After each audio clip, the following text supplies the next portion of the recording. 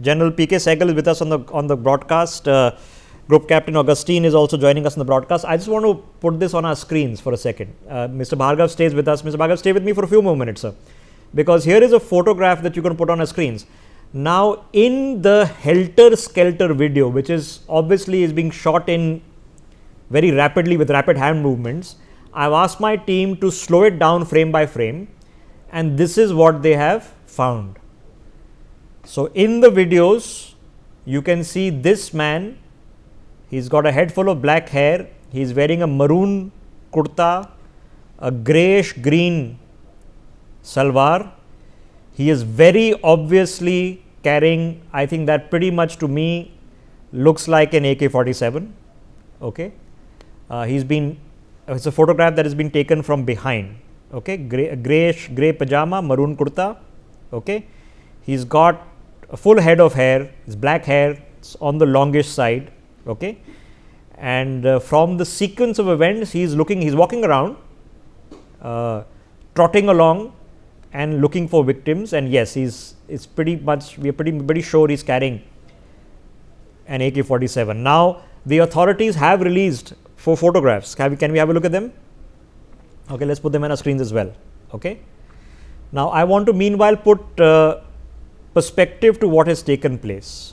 Okay, so at the center of your screens is the meadow site where the terror attack takes place. That's about 6.5 kilometers as the crow flies from the nearest resort. It's almost 17 kilometers from the Dodal Glacier. Then there is a wildlife sanctuary, which is another 7 or 8 kilometers away.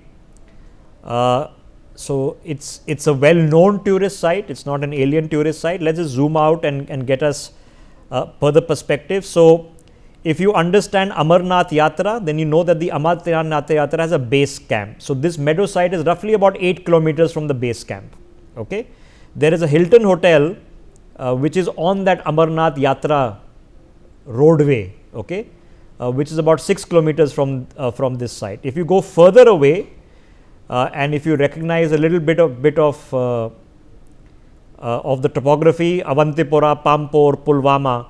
So, then you understand that this is about, almost 80 kilometers away from Pulwama, almost 60 kilometers away from Avantipura. Now, within the meadow area, okay, this is what that meadow area looks like where the attack has taken place. So, there's a dhaba where the people have been killed. They have a zip ride, which is a zip line. There's also a mosque towards the south end of this meadow site, and on the north east of this meadow site there's an educational center, and right in the middle there's the meadow where all these shootings have taken place. Okay, let's get the full photos, the 4 photos of the terrorists on our screens, please, if you can. Okay, there you have it. Now, this is what who've been told are the terrorists. These are the guys.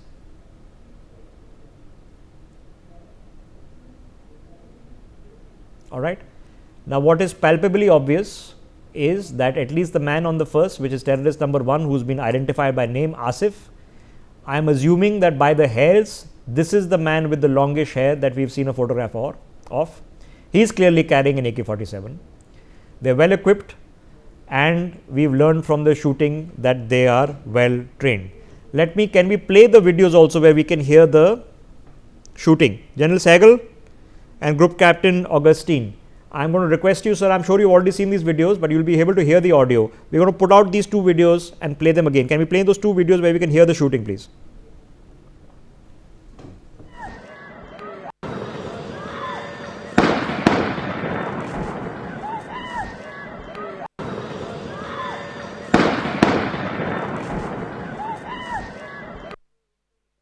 यहाँ पर attack हुआ आतंकवादियों का, हम लोग बाल बचे हैं।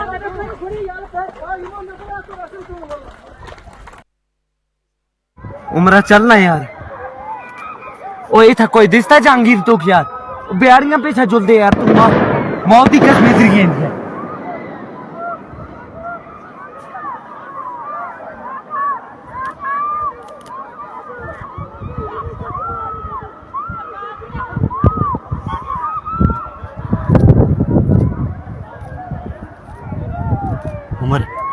उमर वो ताजुल दे यार उमरा चल Okay, now let's examine this. Let's get all our guests on our screens and let's examine this one by one. Now, General Sehgal, we have seen whatever primary evidence that is available to us. I'm sure you've seen it also. We've been poring over it the best that we can from our limited understanding of it. Now, here's what we know. We know that there were 4 terrorists. We know that they managed to kill 26 people. We know that they were not doing indiscriminate shooting. So I want for the people who've been watching this telecast, General Sehgal, you would have noticed that the 2 videos in which we can hear the firing and screaming, they are all double tap, bang bang, then a pause, bang bang, then a pause. So they are going, identifying people, and this should mean, to me it means that these people have been professionally trained. The untrained people press the trigger and just spray bullets all around. The trained people who know what they're doing know that you do the double tap technique, 2 shots to the head or 2 shots to the body to eliminate someone, and they've taken their time.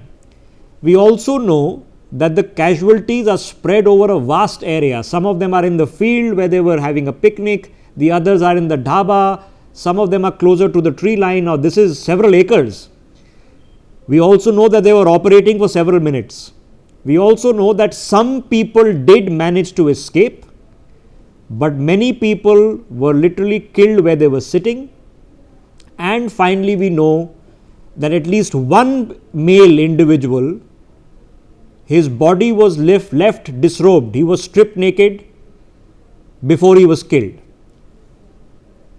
We are given to understand that before the security forces arrived, could have been anywhere between 30 minutes and 90 minutes.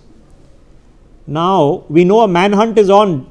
General P.K. Sehgal, what is your assessment of this terrorist party?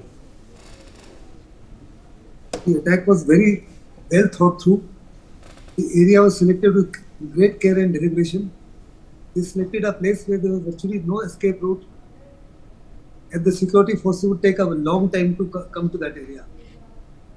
The area was accessible only by either foot or by ponies, and they had plenty of time. They were very well trained, they were very well marshalled, they were given very clear orders and clear instruction that only men folk have to be executed, not the women and not the children. And they went to each individual, checked his identity card, told him to sing or repeat kalam. Some of them, possibly one or maybe more, were stripped to see whether they katwa or the otherwise. And after having identified, they killed these individuals. They shot them in the head, they shot them in the chest. And they took their time to do so. And they had ample time without an iota of doubt. And those ladies and children who survived, they pleaded with them, why you killed only my husband, why don't you kill me also? And they said, no, we want you to survive to tell the tale.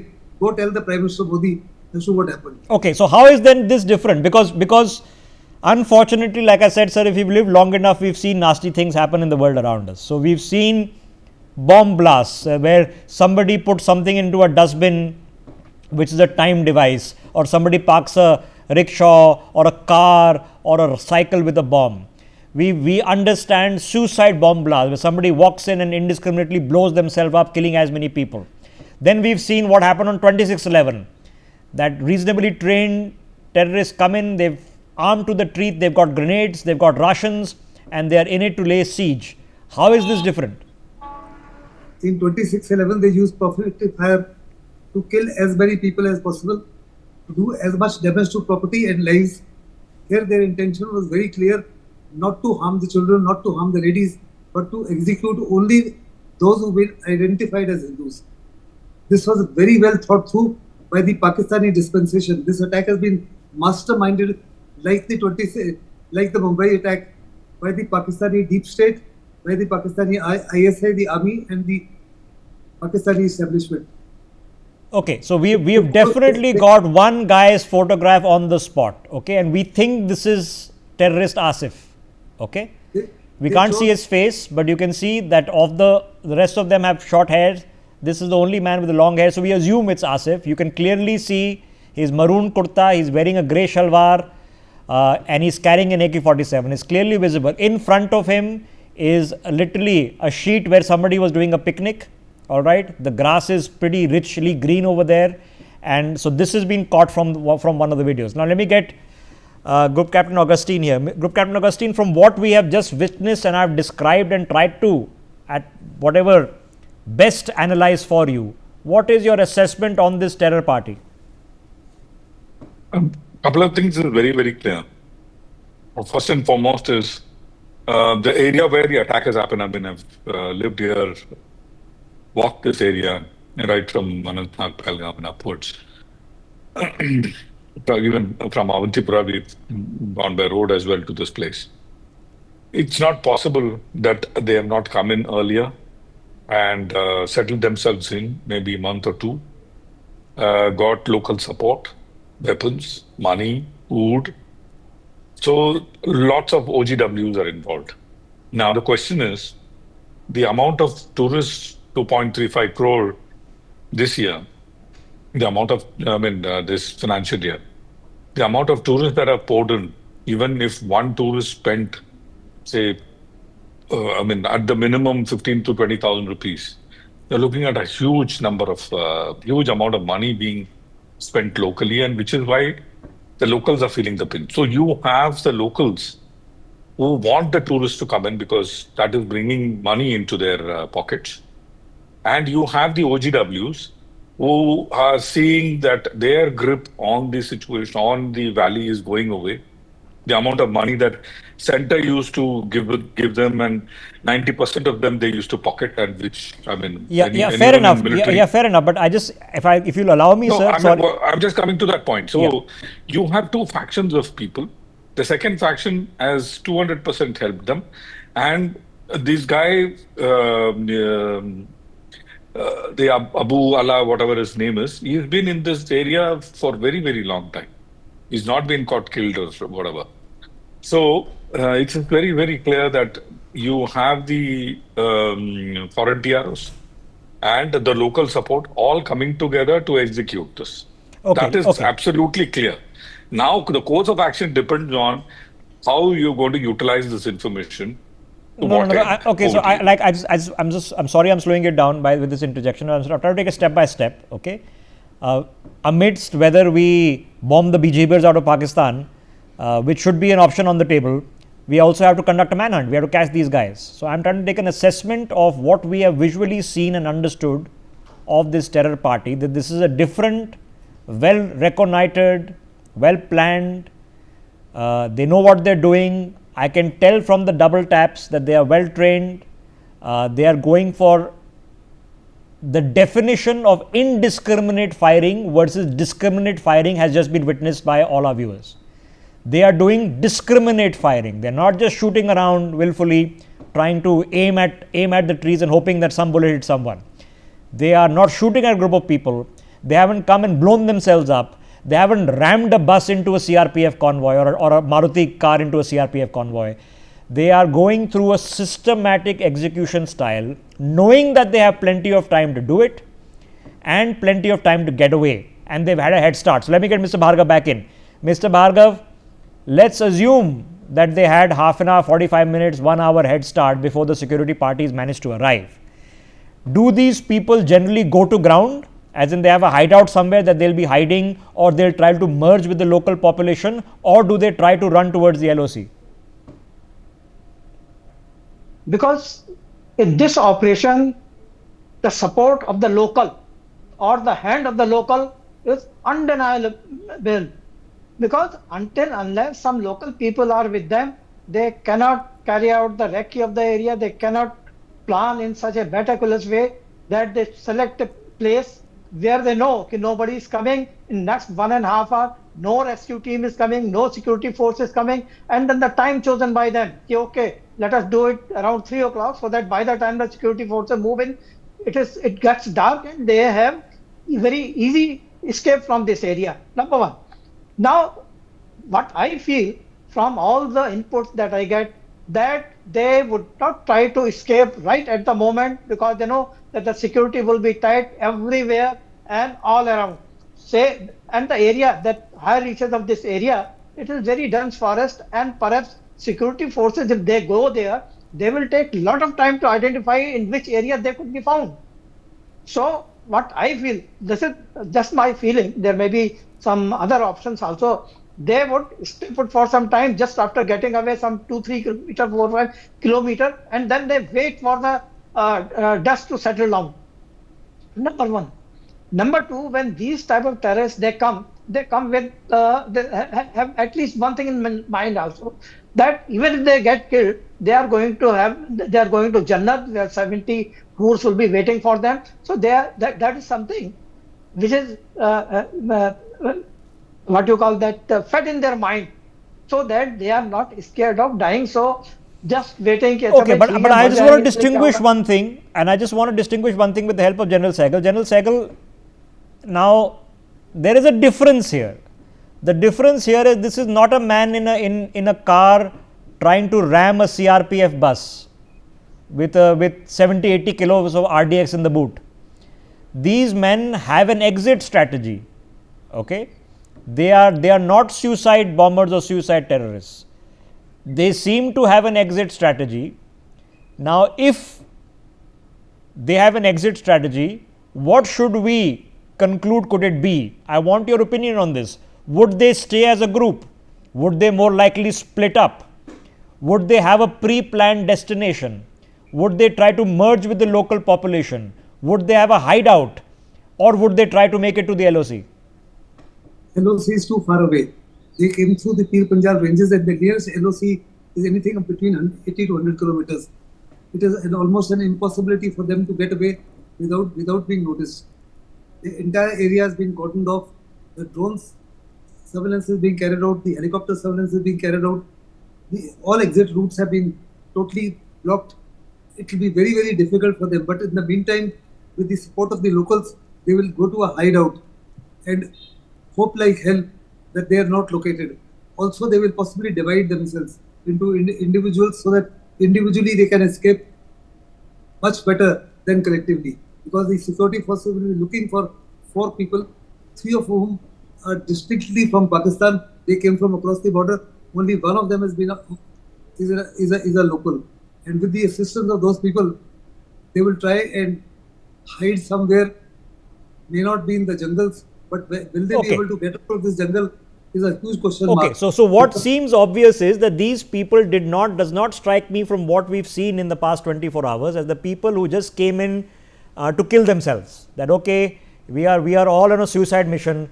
It seemed like they knew that they would have a window, so they did have an exit strategy. Whether that would be successful or not, we'll shortly find out.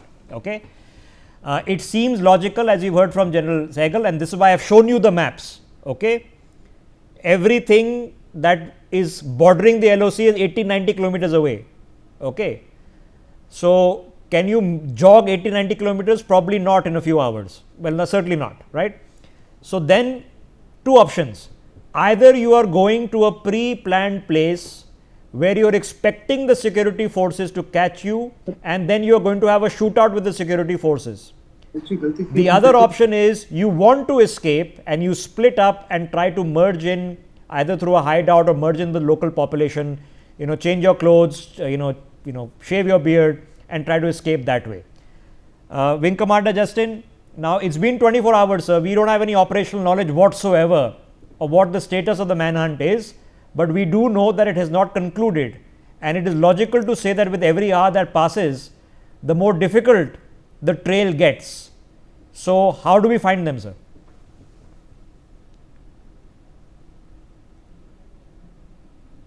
Wing Commander, sorry, Group Captain, if you can hear us, sir. Group Captain Augustine, if you can hear us. It's been 24 hours, sir. At what point of time is it too much of a head start? What point of time does the trail get too cold? No, the trail is already cold. I mean, I hate to say it. The trail, from about 6 to 8 hours, the trail is cold. And see, looking at the lay of the land, it's absolutely crystal clear that from Pahalgam, falling back to Anantnag or Avantipur is suicidal. If anything, they would go into those two known gullies, where in the earlier times also they have taken refuge in the jungles. But my feeling is since they know that they cannot travel too far, they would have taken, they would have been, they would be housed by some OGW in some kind of an underground bunker, and they can live out their lives there, which is possible. And I've been to some of the locals' house. Most locals in this area have a kind of an underground bunker where they do their winter storing, especially Pahalgam and north of Pahalgam. They do a lot of winter storing. So amongst us, among there, or in the places where you have these Bakarwals, transiting Bakarwals keep their sleep and all that. They are some most of the time abandoned, but it is very well equipped. So Okay. even there, we have seen in the earlier times where these people Okay. have lived out 6 to 8 months. Okay. So the moment, the general said, when the moment the heat is taken off them, they will go where they have to go. But Okay. All my right. feeling Okay. is this is Okay. not the So first this is attack. where things If they stand. survive, they'll come up for another round or the third round or the fourth round Okay, in so times this is to where come. things stand. Like I said, priority number one is the manhunt. You're going to catch the 4 perpetrators before you talk about their handlers, their masters, and of course, the general policy of GHQ Rawalpindi and what punishment is to be accrued there. First, you have to get these 4 people. If they get away with it, that's not a happy circumstance. Okay, that's the first point. Now, in that first point, we are 24 hours in. We don't have any details, or if we had, we would not be reporting them to you, of what the status of this combing operation is. Our success and track record of combing operations is not bad. There can never be 100%, but we have a reasonably successful track record of combing operations. The assessment you've just heard is that it seems that these are very well trained people who knew what they were doing, had an exit plan, they were not in a suicide mindset, they've probably split up, they've probably changed the way they look, and they've divided themselves up, and they've gone to ground because getting across the LOC immediately is probably impossible. So they've gone to ground. So it's going to be in part manhunt, in part intelligence operation that's actually going to weed them out. You'll have to find your sources, interrogate people, catch people, and try to weed out why these people have gone to ground, because most likely they've either still hiding in the forest, in which case a combing operation is good enough. But if they're not hiding in the forest, or they've gone to ground, or they've mixed into the population, it will only be an intelligence operation, that who is the guy who's not familiar as a local, who's come in, that is being housed somewhere. That's the first priority. I'm being told reaction is coming from JD Vance. Is he speaking on this? As completely deserted as it was. Obviously, President Trump visited last time he was in India, and it was a great honor to see it. We've had a very successful visit. I want to just, of course, issue our condolences to the people of Kashmir who were affected by this terrible terrorist attack. The president's already spoken with Prime Minister Modi. I believe I'll be speaking with him later this afternoon. And obviously, we're providing whatever assistance and help we can provide to the government, to the people of India. But this has been a wonderful visit. The people here have been so welcoming, so kind to us. We're sad to leave, but excited to get back home.